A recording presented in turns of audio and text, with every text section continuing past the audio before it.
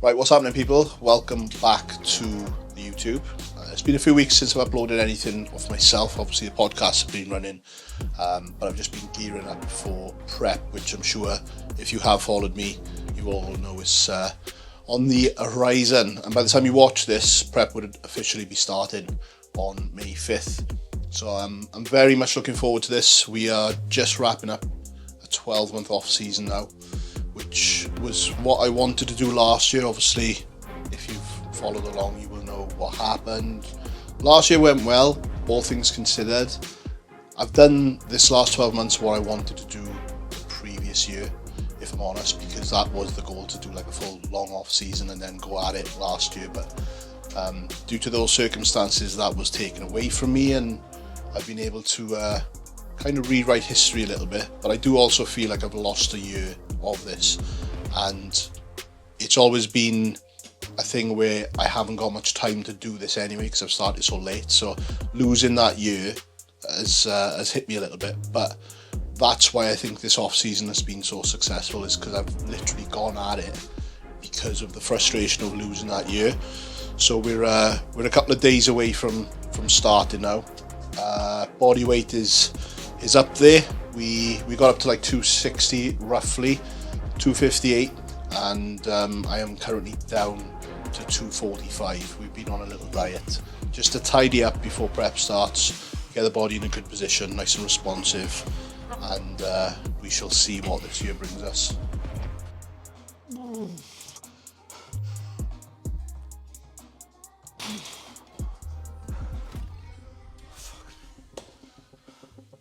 So the goal for this year is to do an international show. That's like the main goal. Obviously, there's always a goal to be more improved than last year. And I feel like if you watch the NABA show day, which is actually like 3 years ago now, shot by Mr. 𝘴𝘱𝘰𝘶 behind the camera, that year after that, going into competition the year after, where I put 10 pounds of stage weight on, I feel like I've done that, possibly more right now, the way I feel. Now, whether I do or not, it doesn't really matter. What matters is how I look. But if we've been able to put that tissue on, the dramatic difference in my physique from 2022 to 2023, I feel it's going to be similar kind of thing this year. So that is obviously always the overall goal, to look better than I did last year. But I do want to do an international show. 𝘗𝘗𝘰𝘶 Media has travelled all over the world filming at bodybuilding shows, and I always see how much of a spectacle it is compared to the UK shows. So I've always wanted to experience that myself. I'm there taking pictures, filming the guys on stage, and I want to be on the other side of it. Just like 𝘗𝘗𝘰𝘶 Media, when I'm on the other side of the camera, I want to be on the other side of actually filming these shows and be on stage. And you know, whatever happens, it's bodybuilding. All I can control is what I bring to stage, and I don't want to make this into a big, deep cliche thing about it's me versus me, because I see a lot of that shit on Instagram, and as much as it is that, we all fucking want to win, and if anyone that says any different is full of shit, personally. So of course I want to win. I want to look better than I did last year. What will be when it comes to the show. But the ultimate goal is to get over to Italy to do that Milan show, which is going to be middle of November. So we're looking at about a 5.5 month prep ahead of me, which is the longest one I've done. But I think it's going to be the most fruitful in terms of what it brings back, just because of how I've applied myself this last 12 months. Ay caramba. When we're talking about wins and losses, like behind the camera right now, there's like some trophies and medals and stuff that I've had throughout these last 3 years competing. And I've had some great results, first places, second places, overalls. I've got my own fucking sword now, finally. A win this year, of course, I would love to take an overall again. I've been very close since the first overall, the first year, so I've not actually won an overall since my first time actually doing this.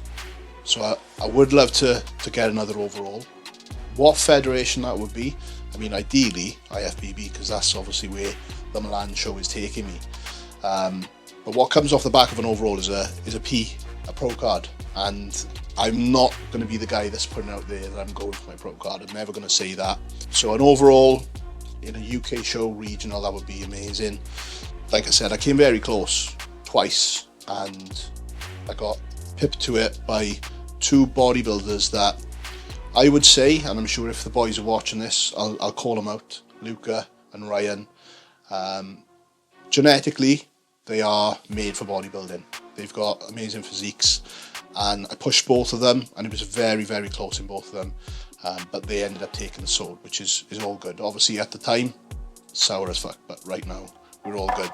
In terms of like, you know, flipping the coin and looking at a loss, I think doing what I did last year with the first show back after being ill, where I let myself get lost in getting back on stage. Like, I got back on stage last year for the first show, and I was so in my head about it, it actually worsened my look. Like, the physique was there.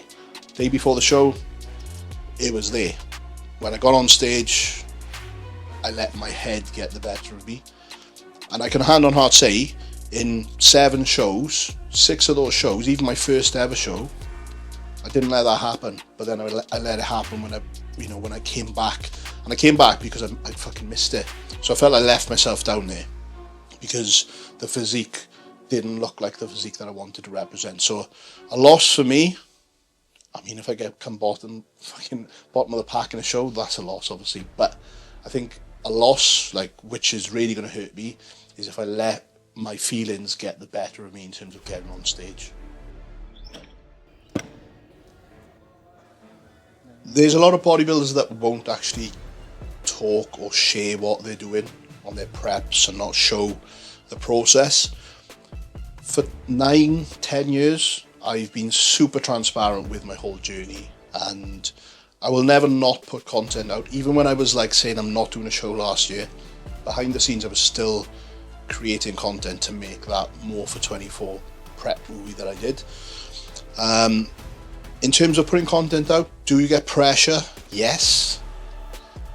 I actually found out last year that I prefer that pressure, because filming stuff for the prep and not releasing it and not really telling anyone apart from those close to me that I was doing the shows, because we decided super early on in that diet process that we were doing shows. Well, I say we, Cal decided, but I was sticking to my guns and creating this movie in the back. I thought, oh, that would be really cool.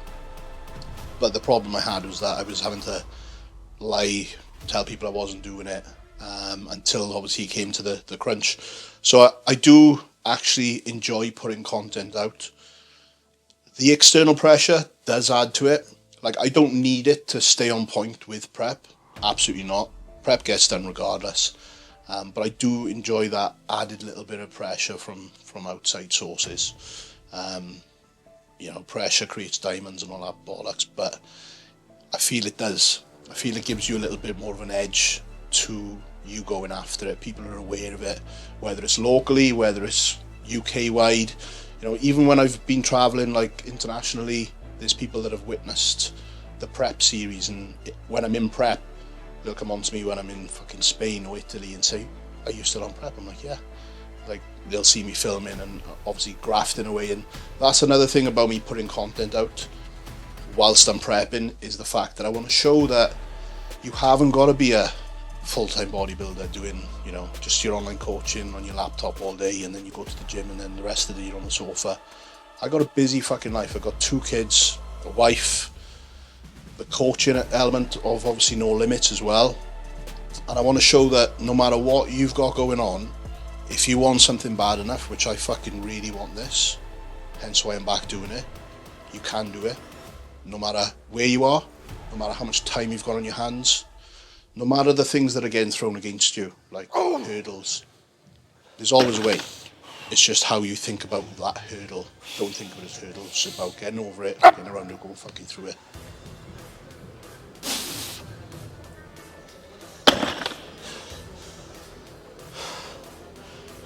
So even though prep started in like 12 days or something now, I've pretty much been in the mindset for the last 4 or 5 weeks. Carl put me on a little bit of a diet just to kind of get some shit weight off, get the body more responsive, as I said previously, and we are getting the mindset ready for when it's time to press go, really. So the only changes I've made is just my mental approach. For the past 12 months,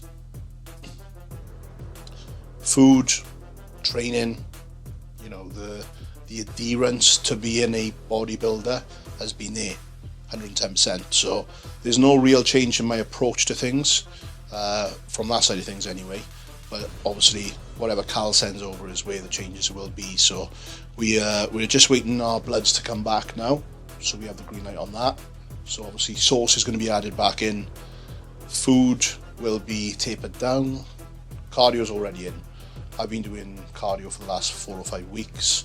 Started back on the bike just to get me used to it again, and I am now a fully fledged member of the Stairmaster Club once again. So Stairmaster every day, nailing my steps, nailing the non-negotiables, as the Insta wankers love to say. So they're all getting ticked off, and we're just ready to press go and send this shit. We've been doing this 11 years now. This is my 11th year. It all started just from like me wanting to be in shape, which was 2014 that happened. At that time, this bodybuilding, I didn't even want to be a bodybuilder, if I'm completely honest. It wasn't about being a bodybuilder, and I think that wasn't even the case for the first 5 years of this last 11 years. It wasn't I want to be a bodybuilder. It was I enjoy training. I want to be in the best physical shape and just have a good physique. But obviously, with work, Magic Eye developing, and then being around certain circles, and you kind of soak it up like a sponge. I've said this before. You soak up what you're around, your environment, and my environment has obviously been hardcore bodybuilding for the past 5 or 6 years with my clients. So you soak it up, and I'm a little bit gutted that it didn't happen earlier in my life, because I think if I was a bit younger, not super young, but maybe 5 years earlier, perhaps when I first started Magic Eye, I was 5 years younger. Who knows where I could be now and what would be on the cards. But what I do know is, like, the race against time thing, it is like a real thing for me. It's like I'm only having so much time to do this. So for me to sit here now as a bodybuilder, 7 shows deep, 3 years in, multiple trophies, overalls, it's a bit of a contrast. Like, it feels like a third lifetime. Like, the first one was my DJing before bodybuilding. Then I started getting in shape, and it was more fitness. I was still playing basketball, I was still DJing, so it was just being in shape. But that was like a new thing, a new kind of branch to the tree, just being in shape.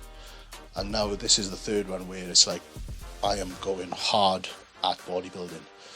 There's no DJing anymore. It's purely bodybuilding and Magic Eye. So yeah, it's a bit of a mad one to think back. But again, that's why I've documented the last 10 years on camera, is because I've got all this to look back on one day, and it's all there for you to see the journey. I'm sure there's still people subscribed to this channel that have been subscribed since those very early days of some of those cringy ass videos, watching and thinking, fuck me, there's a difference.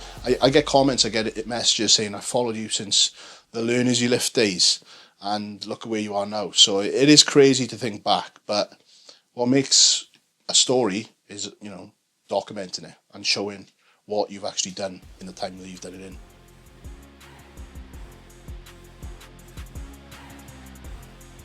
I was watching a podcast the other day with Big Nate Styles, Jimmy Tonk, and the Doctor. Shout out to you boys if you're watching this. And a subject came up where they were talking about your environment playing a key role in where you are. Like, obviously, I've got friends that I've been friends with for 20 plus years since I was younger, and we're still tight now. None of them do what I'm doing. And for me to excel, not that I've consciously put myself in these circles, but for me to excel to the level I have, not just from business, but from a bodybuilding perspective as well, the environment that I've been able to put myself in, with the likes of the JPs and everything like that, where these guys are going after everything, both bodybuilding and business as well, not just bodybuilding. I'm not talking about just in the gym, because what you do in the gym filters off into your life as well. from being around those guys, I have 1000% leveled up my whole mentality towards everything, my life, you know, just the way I approach things, from general day-to-day shit to the more extreme decisions that we need to make. Those circles have created who you see today in front of you, 100%.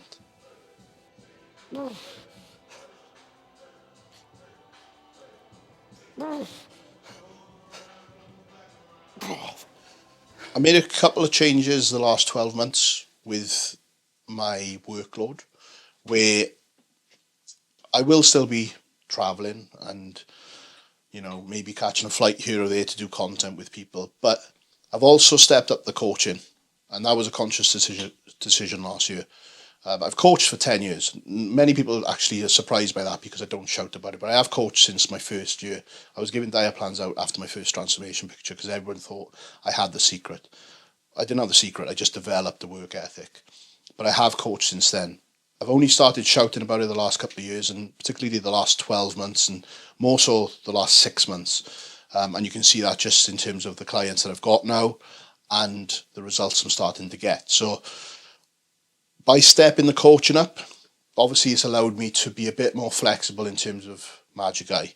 So not that I'm picking and choosing shoots. 9 times out of 10, I will take shoots on, but it will be managed around a workload of having almost 40 clients with the online coaching and Magic Eye clients as well. Those of you that have, you know, watched the most recent videos that I've done, podcasts, etc., will know that I'm also on board with TBJP, so I'm handling a lot of their content. So not only is my coaching taking precedence, but also the JP stuff. And then in and around that, then will be other shoots and clients that fall in line. So prep will still happen around those things, but I'm a little bit more savvy with it. This is my 4th year prepping and being Mr. Magic Eye, whatever. So I'm, you know, I know what to expect. I know how to manage it.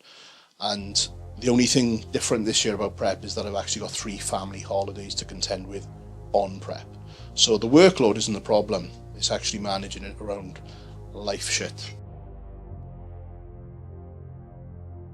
This prep will probably end up being about 24 weeks, I think, which is the longest I've ever done, like I said. So for me, when I've dieted on these preps the last couple of years, I always come in by about 14 weeks, 15 weeks there, I'm there, and then we're having to hold for 5-6 weeks.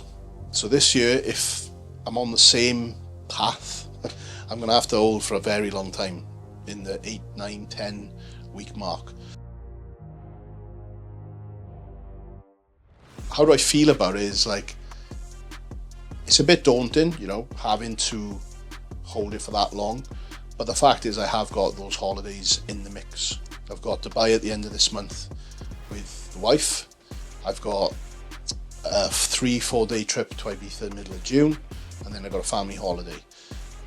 I've never gone on prep on a family holiday. So these are all family holidays, I guess. But I've never gone on prep. I've never gone on holidays on prep. So I've said to myself, you still need to give a little bit in terms of giving a bit to the family. I can't be there being prep mode. So I will be getting my shit done. I will be getting my cardio done, my training. I will be eating as I would eat back here, but there'll be a little sprinkle of life over those 7 or 4 days, depending on what trip it is. So that's why we've done such a long prep. And I guess it's a good thing that I have got these breaks, because it's going to be a bit of a push, hold in between all those holidays. So I'm looking forward to it, and it might end up being a good thing because I'll be a fresher physique having those little stop gaps in between. Not that prep is going to be taking half hours at all. If you know me, you know that's not happening. But it will just give me a little bit of breathing space in that 24-week period. The final look that I bring to stage this year, I have no issues in my mind that I won't be in condition. We all know what I bring to stage when I'm in condition, so that's not an issue. And you know who I go up against this year, I believe it's going to be a higher caliber of athlete, because we are looking to do British finals, which I've never done before. I've always qualified, it's been earlier in the year. This year we're doing it, and I'm also doing the Milan show, which again is a huge show. So there's going to be a higher caliber of athlete. But what I'm confident in is the caliber that I bring to the stage. Like, I've beat guys bigger than me, like established good bodybuilders, and going up against them before the show, I'm thinking, geez, this is a name here, this is a scalp. And then when the show's done and dusted, I beat them. And that's not based on my muscle mass or anything like that. That's purely based on the physique that I'm bringing to stage, along with the condition that I bring. So it's not all about size. Yes, we know size matters. This is bodybuilding. And I believe this off-season I have put the size on needed to dance with the best of them. And with what I've been able to do previously, with the physique that I've taken stage and the condition that I bring, I am very confident in whoever I go up against in the heavyweight division. If they don't turn up in condition, I'll make them fucking pay.